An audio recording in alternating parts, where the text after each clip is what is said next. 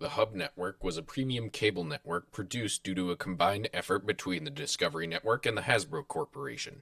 It had a rough start, with one of its planned premiere shows being delayed around 3 months after launch. The most popular show from the Hub Network was My Little Pony, as it accounted for around 60 to 80% of all watch hours on the Hub, with a second being Transformers Prime. One of the largest issues of the Hub's reach was that they were not available with every cable company, being only available through DirecTV and Dish. Being a premium channel also limited its reach further by being potentially triple the price of standard cable packages. The main strategy, as seen by their wide age demographic of their original programs, was to target 5 to 13-year-olds during a period of massive drain on the 4 and older market, due to the rise of YouTube and Netflix. Along with this, there was a severe brain drain in Hollywood and television thanks to sites like Newgrounds and YouTube's rising popularity. Offering more freedom than traditional media, this is seen with the relatively small amount of time slots filled with original content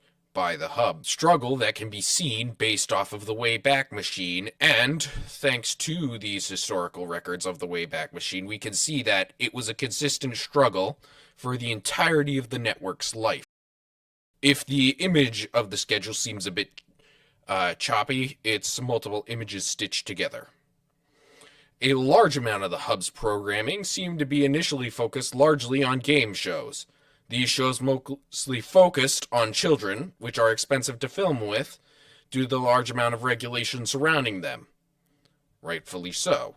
With all of the game shows using children, I do not imagine that they were particularly cheap to film, with expensive sets on top of that.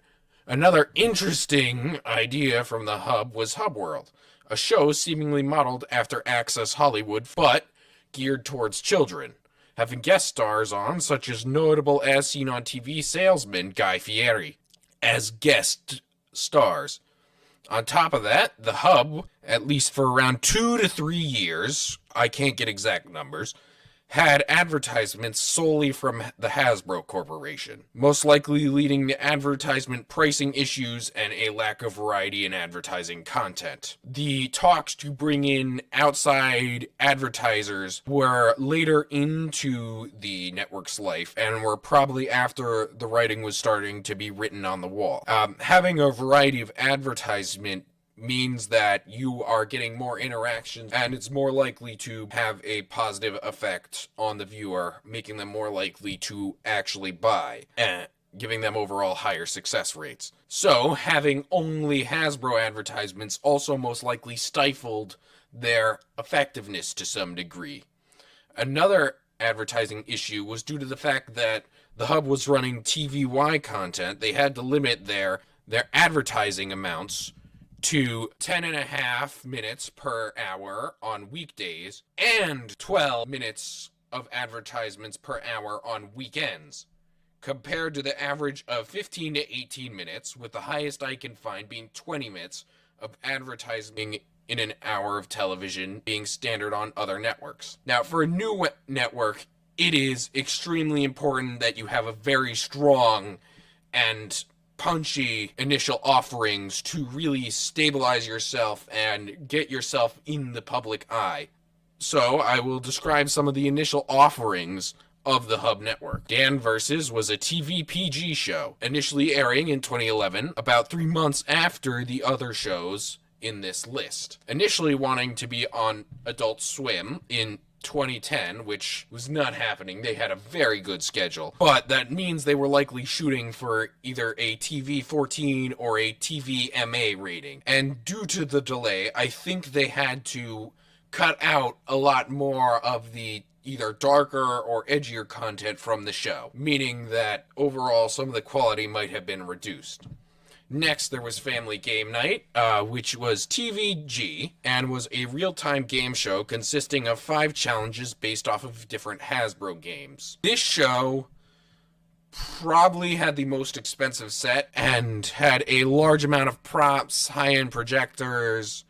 It was overall pretty interesting based off of the one episode that I did watch, and it had a very good time slot for a game show, at least one that's meant to be watched with the whole family, being at 7 on every single day except Sunday, which it was broadcast at 8 on Sundays. And I could see this becoming a staple if the network had done better. The sets and all that would have gotten cheaper over time, who knows. G.I. Joe Renegades was a TVY7. It is the shortest by seasons, with either 2 to 3 shows tying with it, the other shows being Hub World and Picturica. However, those are a bit shaky. It's likely canceled due to the failure of the G.I. Joe movies and the success of the Transformers movies really pushing G.I. Joe out of the public conscience.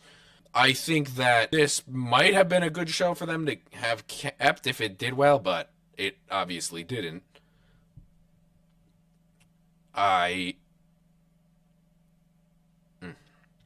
Hubworld was a TVG show. The IMDb for this page is very notably blank, with only one review that has no stars attached to it. It has no TV rating on the IMDb page. It has no season indicators nor episode indicators as far as I can tell. I pulled the TVG off of the Common Sense Media page, so take it with a grain of salt. It might be TVY for all I know. Next is My Little Pony, Friendship is Magic, which was TVY and the most popular series on the Hub network. It was also the only one to get a continuation under its own name outside of the Hub network.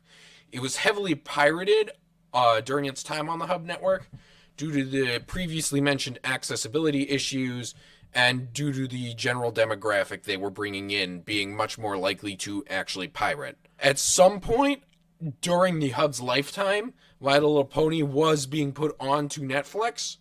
I can't pinpoint an exact date for that. I'm going to guess sometime around 2012, though. Picturica was a TVG show and was another game show. It ran for 72 episodes. It is considered one season, but I would probably consider that two. Most likely, the show only lasted 1 year because it had a lot of very expensive segments. Like they had a live audience interaction segment, live prosthesis costuming section, a search game with a fully kitted out like environment to search through. Just generally a very expensive looking show. Overall pretty expensive. Next we have the Pound Puppies TV show, a TVY flash animated show about shelter dogs finding owners for each other. The best way I could probably get this across to people who'd never watched the show would be sort of like The Secret Life of Pets with James Bond, I guess. Or at least that's what I got from the first episode. I mostly skimmed through these. Then there is R.L. Stein's The Haunting Hour. It was a TV PG horror anthology series. It's extremely comparable to the 1995 to 1998 Goosebumps show due to the authorial connection. Most likely it's separated from the Goosebumps name due to some form of rights issue, either with Scholastic or with Protocol Entertainment. Then we have The Adventures of Chuck and Friends, which is TVY. It's a 3D animated show with a visual style that I would describe as chunky and soft. And it has similar story tones to Curious George or Bob the Builder.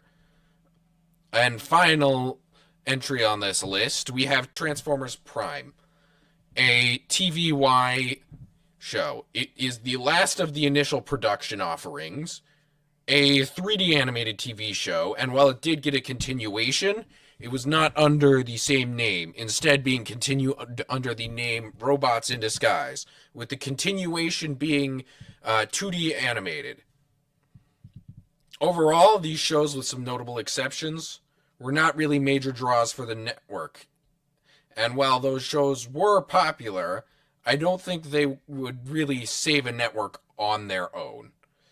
With all this going against the Hub and the structuring of the network, I believe that the failure of the network is inevitable, similar to the failure of G4, which failed within the same months as the Hub network.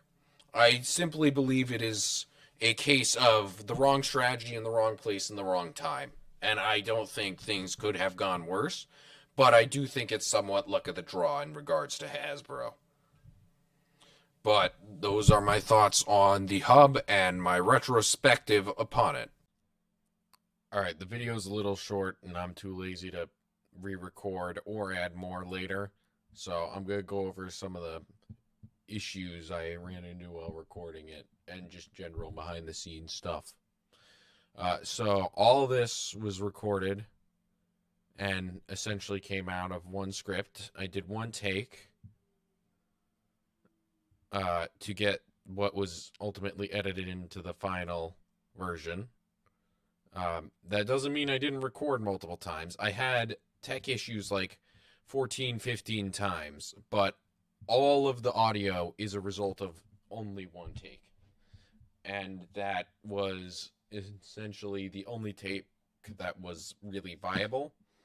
I don't know if the robotic sounding voice stuff is fixed yet or not.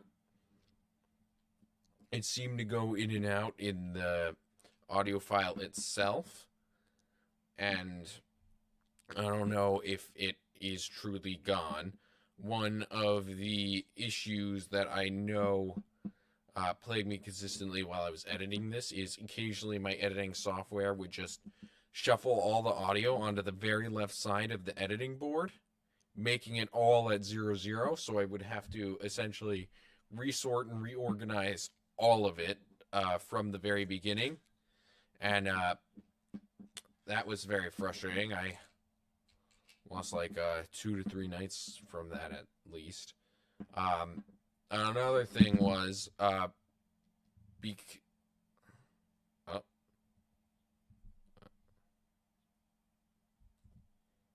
because of the way my editing software works,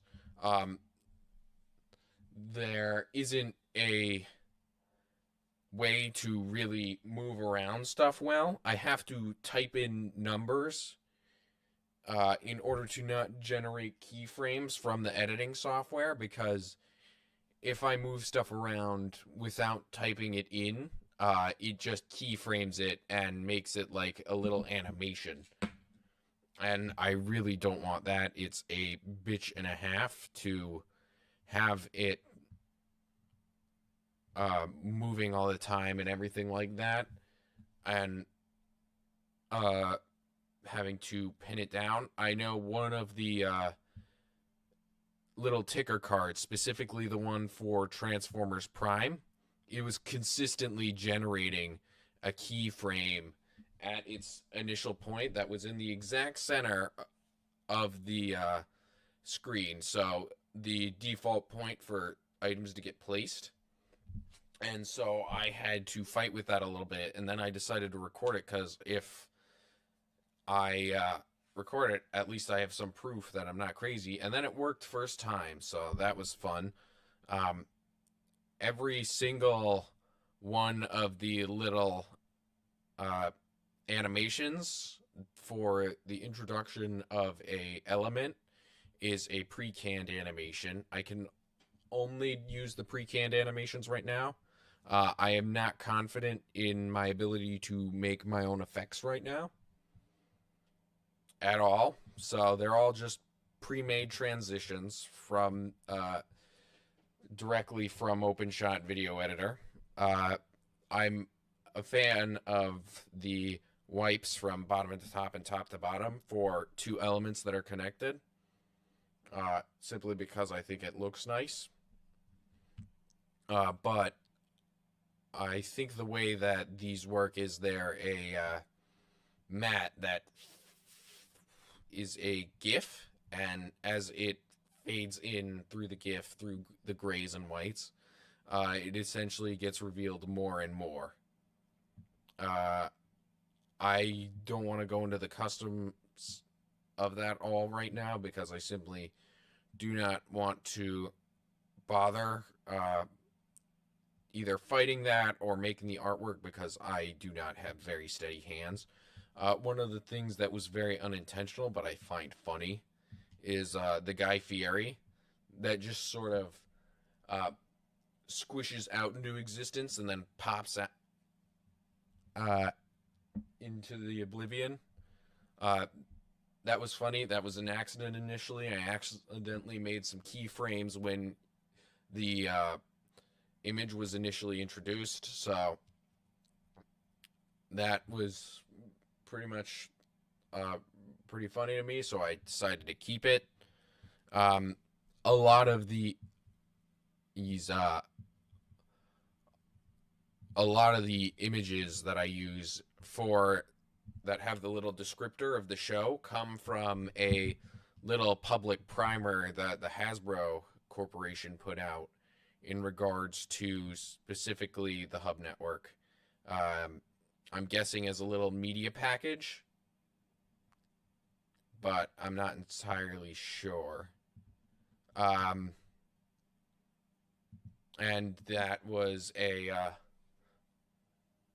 pretty good source for what was truly original content. Like for the original content, when I was ticking it up and marketing it from the screenshots off the way back, um, I was doing based off what was purely original content, not really what was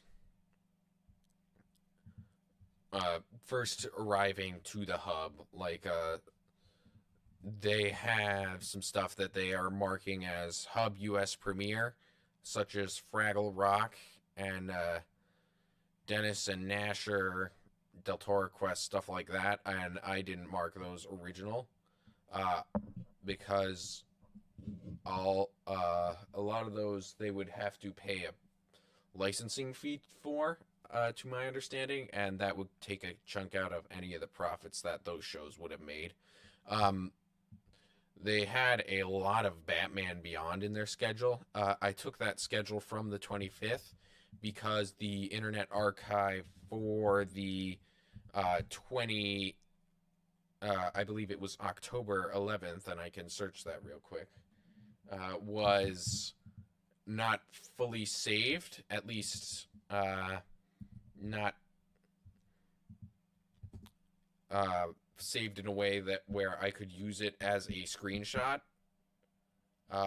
It was pretty much just a little blank bar. Yeah, October 28th, the schedule doesn't work, and November 23rd, let's see. Yeah, the schedule also doesn't work. So yeah, the earliest was December 26th. Oh, there's one for the 16th. I could have used that.